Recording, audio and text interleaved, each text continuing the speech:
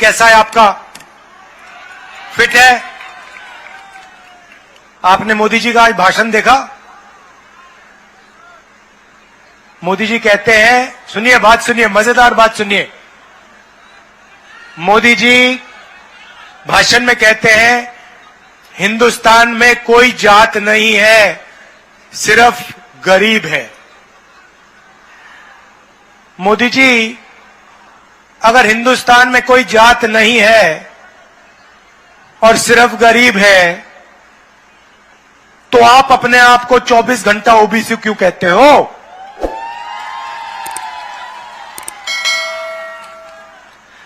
और नरेंद्र मोदी जी, ये भी मुझे बता दो, आपने ओबीसी का नाम प्रयोग करके बहुत फायदा उठाया, देश के प्रधानमंत्री बन गए, करोड़ों रुपए के आप सूट पहनते हो, 24 घंटा हवाई जहाज में उड़ते हो, तो ओबीसी शब्द का आपने प्रयोग किया और आज आप अपने भाषण में कहते हो कि हिंदुस्तान में कोई जात नहीं। मतलब जब आपके लोग मध्य प्रदेश में आदिवासी युवा पर पेशाब करते हैं और उसका वीडियो लेके वायरल करते हैं, तो वो व्यक्ति जिस पे पेशाब किया गया उसकी कोई जात नहीं है, वो आदिवासी नहीं है, वो गरीब है। जब किसी दलित बच्चे को मारा जाता है, हजारों सालों से दलितों को इस देश में लोगों को छूने नहीं देते थे उनको, आज उसका नाम दलित नहीं रहा। आप ओबीसी की बात करते हो, दलितों की बात करते हो, आदिवासियों की बात करते हो और अपने भाषण में आज कहते हो हिंदुस्तान में जाति नहीं। मोदी जी, आप डरिए मत, आप एक काम कीजिए, जाति जनगणना के बारे में देश को बता दीजिए।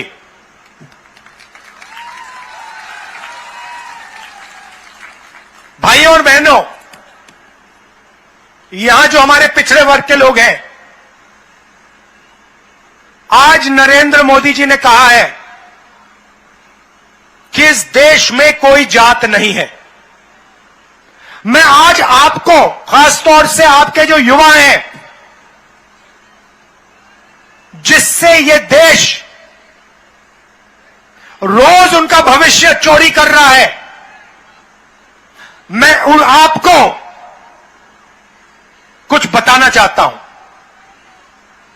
नरेंद्र मोदी जी ने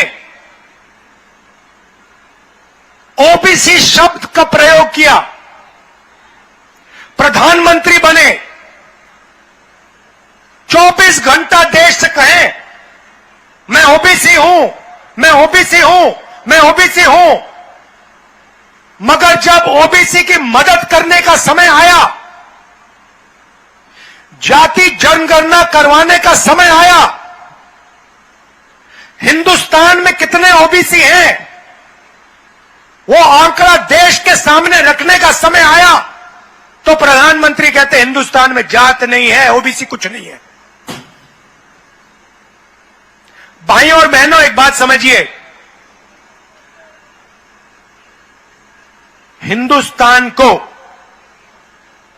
एमपी नहीं चलाते,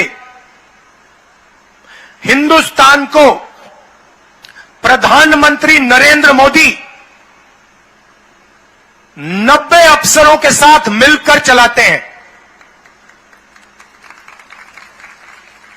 आपने ताली बजाई, मतलब आप गहराई समझ गए बात की।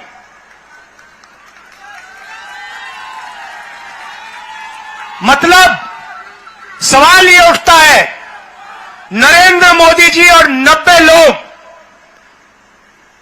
आईएएस के अफसर, आईएफएस के अफसर, ये लोग चलाते हैं। अब मैंने सवाल पूछा, नरेंद्र मोदी से पूछा, नरेंद्र मोदी जी, आप ओबीसी की बात करते हो, मुझे बताओ 90 अफसरों में से ओबीसी अफसर कितने हैं? नरेंद्र मोदी उस दिन से ओबीसी शब्द का प्रयोग करना बंद कर दिए हैं। आज इतनी शर्म की बात है, आज प्रधानमंत्री देश को कहता है कि ओबीसी शब्द का कोई मतलब ही नहीं है, हिंदुस्तान में जाति नहीं है, सिर्फ गरीब है। नरेंद्र मोदी जी, गरीबों की क्या जात है? गरीब दलित हैं, गरीब पिछड़े हैं, गरीब आदिवासी हैं, ये गरीब हैं। आप शब्दों के पीछे मत छुपो, आप देश को बताओ जाति जनगणना कब करने जा रहे हो? अब भाइयों और बहनों, 90 लोग इस देश को चलाते हैं। नरेंद्र मोदी और 90 लोग, प्रधानमंत्री करोड़ों रुपए का सूट पहनते हैं। आप देख लीजिए, आपको एक ऐसा दिन नहीं मिलेगा पिछले 10 सालों में अगर नरेंद्र मोदी ने एक कपड़ा 2 बार पहन लिया हो, मुझे दिखा दो।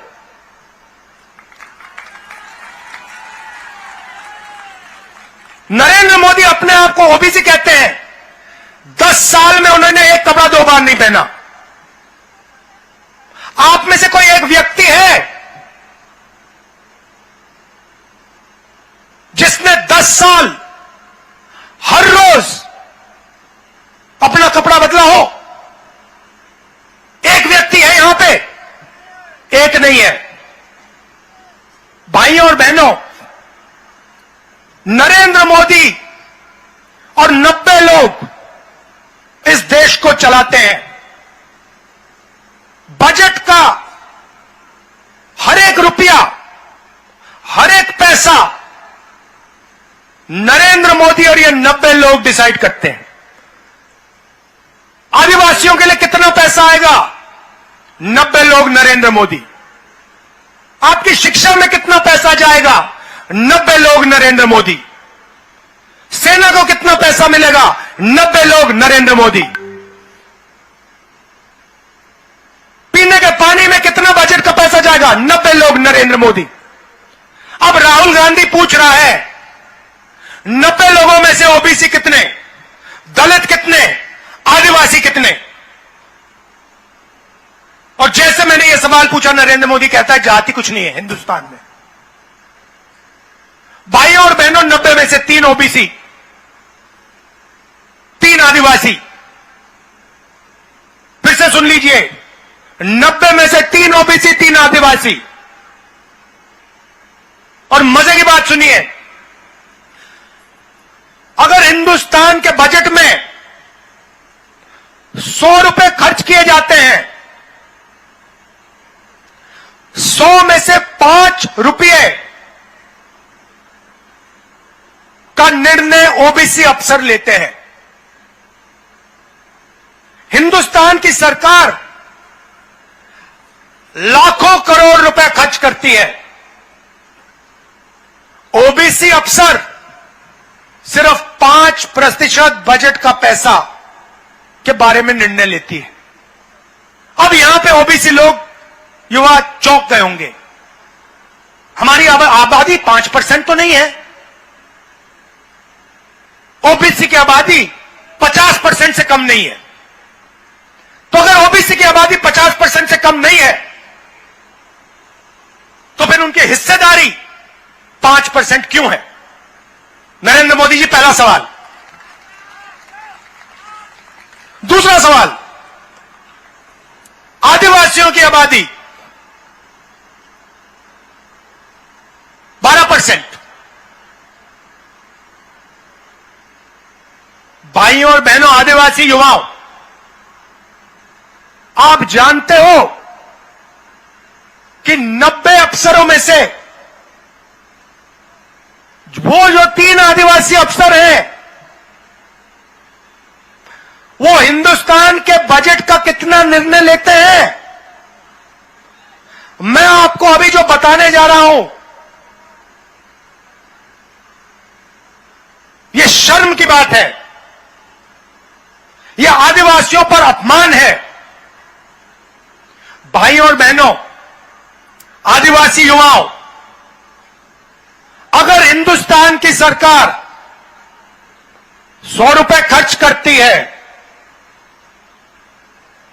तो उसमें से आदिवासी अफसर 10 पैसे का निर्णय लेते हैं। भाइयों और बहनों, 100 रुपए में से 10 पैसे आदिवासी अफसर डिसाइड करते हैं। मतलब 0.01% बजट का आप लोग डिसाइड करते हो। अब जैसे ही मैंने ये बात उठाई, आदिवासियों को वनवासी कहने वाले लोग एकदम कहते हैं इस देश में कोई जात नहीं, इस देश में सिर्फ गरीब है। भाइयों और बहनों, वनवासी का मतलब जानते हो आप? कोई बता सकता है मुझे यहां पे वनवासी का क्या मतलब होता है? कोई बता सकता है? अच्छा, आदिवासी का क्या मतलब होता है? बताइए बताइए, आप बताइए, आदिवासी का क्या मतलब होता है? मैं आपको बताता हूं। आदिवासी का मतलब, और आदिवासी युवाओं को यह अच्छी तरह सुनना चाहिए, आदिवासी का मतलब वो लोग जो हिंदुस्तान के पहले मालिक थे। मतलब ये जो पूरी जमीन दिख रही है आपको,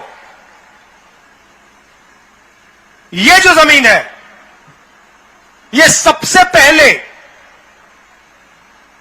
आदिवासी वर्ग की जमीन हुआ करती थी। हिंदुस्तान में सबसे पहले आदिवासी हुआ करते थे। भाइयों और बहनों, इस शब्द के अंदर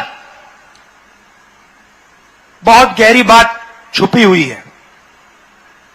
आदिवासी का मतलब इस जमीन पे, इन जंगलों पे, जल पर आदिवासियों का पहला हक बनता है। सही बात? मतलब पहले मालिक आप। अब बीजेपी और नरेंद्र मोदी ने नया शब्द पता नहीं कहां से ढूंढ के लाए हैं, वनवासी। वनवासी का मतलब वो लोग जो जंगल में रहते हैं।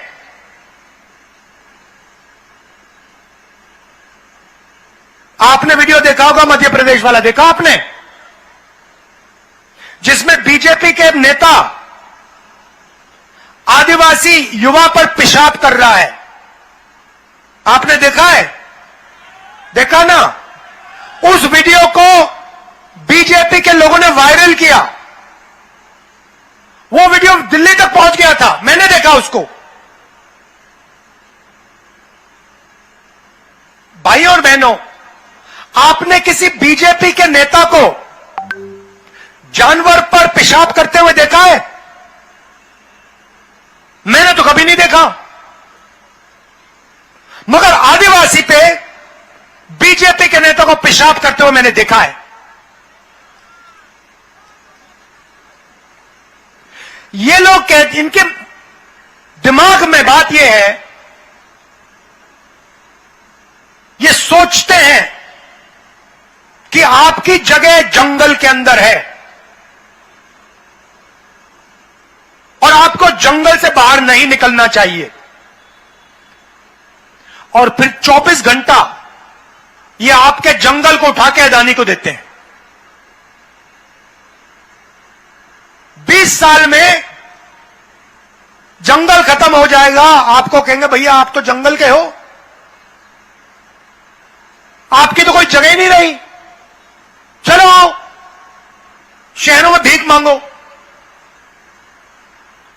हमने छत्तीसगढ़ में अंग्रेजी स्कूलों का जाल बिछा दिया है। क्यों बिछाया? हम कहते हैं आदिवासी युवाओं को, ओबीसी युवाओं को, दलितों को अंग्रेजी सीखनी चाहिए, हिंदी सीखनी चाहिए और छत्तीसगढ़ी सीखनी चाहिए। अब आप पूछोगे भैया 3 भाषा क्यों? एक भाषा से हमारा काम हो जाएगा? नहीं भाइयों और बहनों, पहली भाषा छत्तीसगढ़ी। छत्तीसगढ़ में आपको व्यापार करना हो, छत्तीसगढ़ में आपको किसी से बात करनी हो, छत्तीसगढ़ी काम आएगी। आप यूपी गए, दिल्ली गए, बिहार गए, वहां पे हिंदी चलेगी। सही बात है, मगर मजे की बात सुनो, और मान लो अगर आदिवासी बच्चा या ओबीसी बच्चा कहे कि यार मैं तो अमेरिका जाना चाहता हूं, मैं तो अमेरिका की किसी बड़ी कंपनी में काम करना चाहता हूं, या मैं कंपनी खोलकर अमेरिका में अपना माल बेचना चाहता हूं, तो कौन सी भाषा चलेगी भाइयों बहनों? हिंदी चलेगी? छत्तीसगढ़ी चलेगी? अंग्रेजी चलेगी? तो हम कहते हैं हिंदी सीखनी है, सीखो, छत्तीसगढ़ी सीखो, अंग्रेजी सीखो। वो कहते हैं जंगल में रहते हो, अंग्रेजी की क्या जरूरत? यह फर्क है। हम चाहते हैं कि आपके बच्चे कोई भी सपना देखें उसको वो पूरा कर पाए। हम चाहते हैं कि आदिवासी बच्चा एक दिन हवाई जहाज को देखे और कहे कि भाई मैं पायलट बनना चाहता हूं, मैं हवाई जहाज उड़ाना चाहता हूं, और उसको वो मौका मिले। बच्चा एक दिन कहे मैं बिजनेस चालू करना चाहता हूं, व्यापार करना चाहता हूं, कंपनी खोलना चाहता हूं, सपना पूरा हो। आदिवासी बच्चा कहे, पिछड़ा बच्चा कहे मैं इंजीनियर बनना चाहता हूं, दलित बच्चा कहे मैं डॉक्टर बनना चाहता हूं, सारे के सारे सपना पूरा कर पाए। बीजेपी चाहती है, अच्छा मजे की बात सुनो, बीजेपी नेता आते हैं आपसे कहते हैं भाइयों और बहनों अंग्रेजी मत पढ़ो, छत्तीसगढ़ी मत सीखो, हिंदी पढ़ो। आप एक दिन काम करो, खैर मिलते तो आपसे हैं नहीं, मारे एक बार कोई बीजेपी नेता हाथ आ जाए तो उससे पूछना भैया एक बात बताओ, आप हमें कह रहे हो कि हमें अंग्रेजी नहीं सीखनी चाहिए, हमें हिंदी सीखनी चाहिए, आपके जो बच्चे हैं क्या वो हिंदी मीडियम में जाते हैं या अंग्रेजी मीडियम में जाते हैं? पता लगेगा सारे के सारे बीजेपी के नेता इंग्लिश मीडियम स्कूल में पढ़ते हैं, अमेरिका में जाके यूनिवर्सिटी करते हैं, लंदन में जाके पढ़ाई करते हैं और वहां पे व्यापार करते हैं, और ये चाहते हैं कि हमारे आदिवासी भाइयों बहनों, ओबीसी बच्चे, दलित बच्चे को यह मौका ना मिल जाए। यह उनमें हम में फर्क है। अब मैं आपसे पूछता हूं, वो समय आपको याद होगा जब छत्तीसगढ़ में आदिवासियों पर गोली चलती थी, जब आपके बच्चों को इनकाउंटर किया जाता था, आपको याद है वो समय जब बीजेपी का यहां राज था? बीजेपी का राज था तो तेंदुपत्ता कितने का मिलता था? कितने का देते थे आप? 2000 रुपए का। आज कितने का है? 4000। और हम आपको 4000 रुपए बोनस देने जा रहे हैं उसके लिए। अब नरेंद्र मोदी जी कहते हैं, नहीं कि आपने क्या कहा? शब्द मोदी की गारंटी। मोदी की गारंटी बोली ना। मोदी की गारंटी का मतलब 100% झूठ है। जो भी प्रधानमंत्री कह रहा है, मैं आपको गारंटी देके कह सकता हूं कि झूठ बोल रहा है। जो आदमी देश को कह सकता है कि इस देश में जात ही नहीं है, मैं गारंटी के कह रहा हूं, सारे के सारे शब्द जो उनके मुंह से निकल रहे हैं वो झूठ है। 15 लाख रुपए हर बैंक अकाउंट में, सच या झूठ?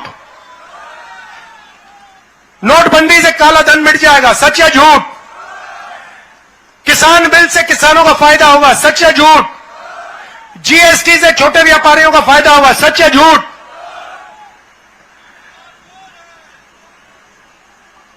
किसानों को धान के लिए छत्तीसगढ़ में 2500 रुपए मिलेंगे, सच या झूठ? छत्तीसगढ़ के किसानों का कर्जा माफ होगा, सच या झूठ? सच किसने बोला, झूठ किसने बोला? झूठ नरेंद्र मोदी ने बोला, सच कांग्रेस पार्टी और राहुल गांधी ने बोला। अच्छा भैया, एक और बात बताओ, आज धान के लिए किसान को कितना मिलता है? 2500 मिलता है। 2500 मिल रहा है मार्केट में आजकल। 2500 मिल रहा है आपको? कितना मिल रहा है? 2640। यह आपने हमसे मांगा? आपने कहा कि हमें 2640 चाहिए? नहीं, ऑटोमेटिक हमने कर दिया, बिना पूछे। किसी किसान ने नहीं पूछा। हमने कहा 2500 कम है, 2640 हो जाएगा। और मैं आपको स्टेट से कह रहा हूं, यह बढ़ता जाएगा, रुकेगा नहीं है।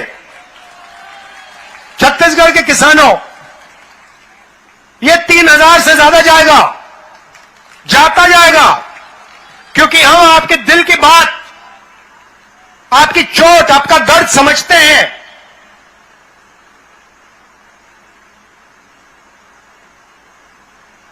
इसलिए यह बढ़ता जाएगा।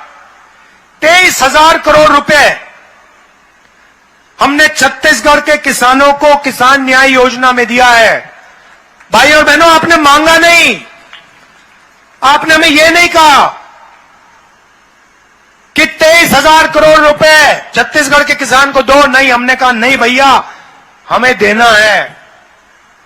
क्यों, मैं बताता हूं।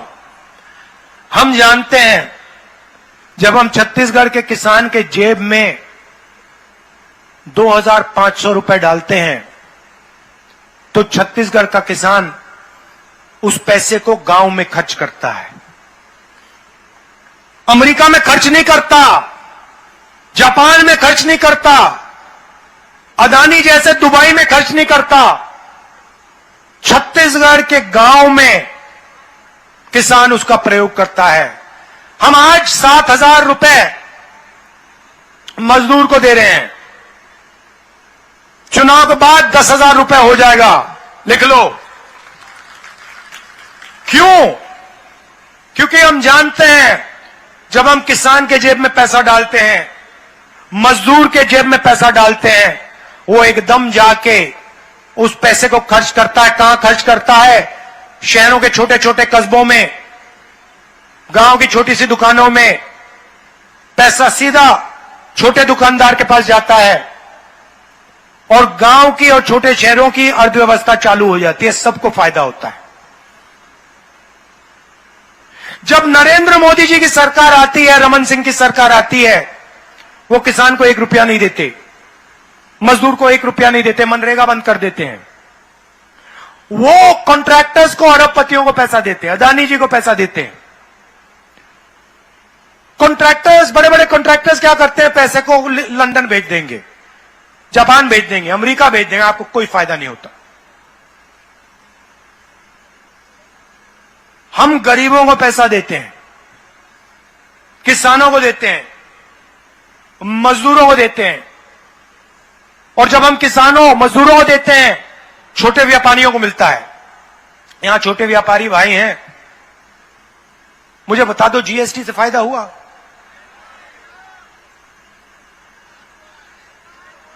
नहीं हुआ। किसका हुआ फायदा? अदानी का। अदानी का फायदा हुआ। आदिवासियों से हमने वायदा किया था, आपसे बिना पूछे, आपकी ग्राम सभा से बिना पूछे आपकी जमीन नहीं ली जा सकती। ट्राइबल बिल, पैसा कानून, इसमें लिखा था कि भैया कोई भी हो, अदानी हो, कोई और हो, हमें कोई फर्क नहीं पड़ता। अगर आदिवासियों से जमीन लेनी है, वो आदिवासी हैं, हिंदुस्तान के पहले मालिक हैं। अगर उनसे जमीन लेनी है, दलितों से, पिछड़ों से जमीन लेनी है, तो जाके ग्राम सभा से पहले पूछिए। नरेंद्र मोदी जी कहते हैं नहीं, कोई जरूरत नहीं है। पैसा कानून रद्द कर दिया, आदिवासी बिल रद्द कर दिया, जमीन अधिकरण बिल रद्द कर दिया। कहते हैं अगर हमें चाहिए जमीन उठा के ले जाएंगे। छत्तीसगढ़ में बिना पूछे जमीन नहीं ली जा सकती, कर्नाटक में बिना पूछे जमीन नहीं ली जा सकती, राजस्थान में नहीं ली जा सकती, हिमाचल में नहीं ली जा सकती। क्यों? क्योंकि कांग्रेस पार्टी की सरकार है। भाइयों और बहनों, गुजरात में अदानी को जितनी भी जमीन चाहिए, जितनी भी जमीन, लाखों एकड़ जमीन चाहिए, लाखों एकड़ लो, कोई ग्राम सभा से पूछने की जरूरत नहीं। वहां पे उन्होंने मूर्ति बनाई, सारे आदिवासियों से बिना कोई कॉम्पनसेशन, बिना कुछ पूछे जमीन उठा के ले गए। अदानी जी को पकड़ा दी, स्टैचू बनाने में लगा दी। स्टैचू बनाओ, जरूर बनाओ, मगर जो आदिवासियों का हक है, जो उनकी जमीन है, उसका कॉम्पनसेशन उनको दो, उनसे पूछ के जमीन लो। यह उनकी सोच में, हमारी सोच में फर्क है। अब देखिए, आखिरी बात मैं आपसे कहना चाहता हूं, यहां पे नंद कुमार पटेल जी के बेटे चुनाव लड़ रहे हैं। इधर आओ, देखो। अब मैं आपको एक चीज बताना चाहता हूं, और यह बात आप अच्छी तरह सुनो और समझो।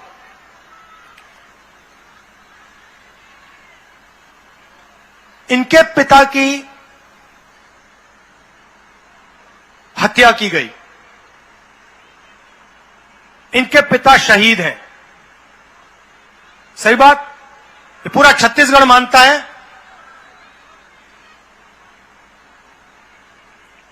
अगर इनके पिता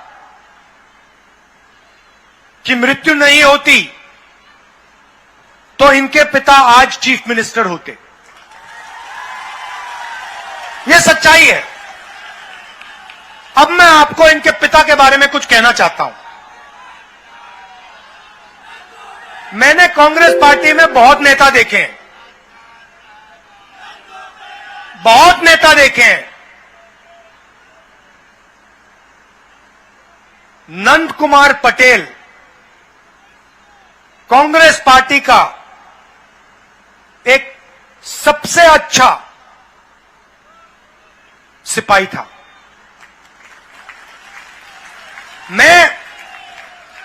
मेरा उनसे परिचय कैसे हुआ मैं आपको बताना चाहता हूं। बैठो, मैं आपको बताना चाहता हूं। जब भी मुझसे कोई मिलने आते थे या आते हैं तो मैं थोड़ा उनके बारे में थोड़ा सा इंफॉर्मेशन ले लेता हूं, रिपोर्ट लिखवा लेता हूं, पता लगाता हूं ये है कौन। और अगर मुझे वो व्यक्ति अच्छे लगे तो मैं थोड़ा और चेक कराता हूं। तो जब नंद कुमार पटेल जी मुझसे मिले पहली बार, मुझे उनमें गहराई दिखी। तो मैंने अपने ऑफिस के लोगों से कहा कि देखो एक काम करो, नंद कुमार पटेल के बारे में उनकी थोड़ी हिस्ट्री जो है, कांग्रेस में कैसे आए, क्या क्या काम किया, विचारधारा के लिए लड़ते हैं, यह पता लगा के मुझे बताओ। उन्होंने रिपोर्ट लिखी। रिपोर्ट में क्या लिखा था मैं आपको बताना चाह रहा हूं।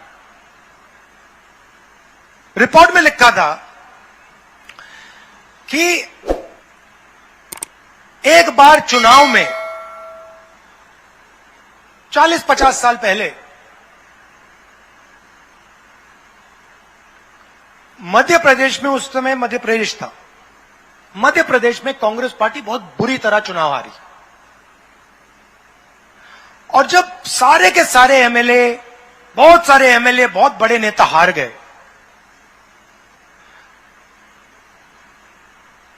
तो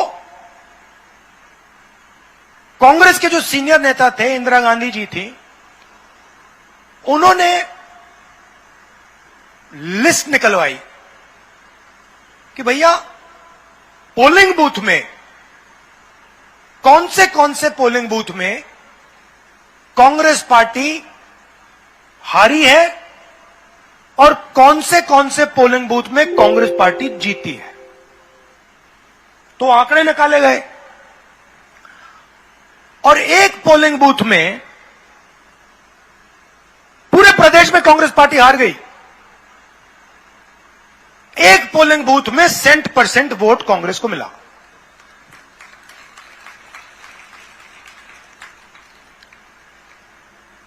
फिर इंदिरा गांधी जी ने कहा भैया ये कौन सा बूथ है ये, और ये कौन है जिसने इस चुनाव में, जहां सारे के सारे सीनियर नेता हार गए, ये कौन है जिसने अपने गांव में कांग्रेस पार्टी को 100 में से 100 वोट दिलवा दिए। सुनो सुनो, तो फिर दिल्ली से एक आदमी आता है, नंद कुमार पटेल के गांव में जाता है बिना नंद कुमार पटेल को बताए, और कहता है कि भैया यहां पे तुम लोगों ने कांग्रेस को वोट दिया, सारे के सारे लोगों ने कांग्रेस को वोट कैसे दे दिया। तो लोग वहां कहते हैं देखिए यहां पे तो हम सिर्फ कांग्रेस वालों को गांव के अंदर आने देते हैं और कोई आ ही नहीं सकता यहां पे। तो व्यक्ति ने कहा मतलब ये कैसे हो रहा है, और उन्होंने कहा कि हमारा यहां पे एक युवा नेता है, कांग्रेस का नेता है, सारा का सारा गांव उसके साथ कांग्रेस पार्टी को वोट देता है। नंद कुमार पटेल 3 बार प्रधान बने। सही बात भाइयों और बहनों, आप जानते हो कि लोकसभा का चुनाव 3 बार जीतना आसान होता है, विधानसभा का चुनाव 3 बार जीतना आसान होता है, मगर प्रधानी का चुनाव 3 बार जीतना मुश्किल होता है। कितनी बार एमएलए का चुनाव लड़े वो, कितनी बार जीते? 3 बार प्रधानी, 3 बार जीते। 5 बार एमएलए का चुनाव, 5 बार जीते। और खून में कांग्रेस पार्टी की विचारधारा थी।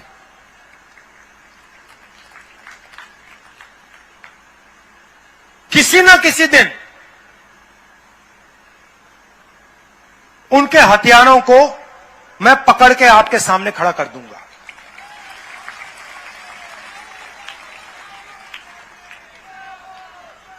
यह मैं आपसे इसलिए कह रहा हूं क्योंकि नंद कुमार पटेल के साथ अन्याय हुआ। मैं आमतौर से चुनाव के भाषण में ऐसी बात नहीं बोलता हूं। मैं ये बात आपके सामने इसलिए रख रहा हूं क्योंकि नंद कुमार पटेल के बेटे चुनाव लड़ रहे हैं और मैं चाहता हूं कि आप इनको भारी बहुमत से पूरा दम लगा के यहां चुनाव जिताएं। धन्यवाद। जय हिंद।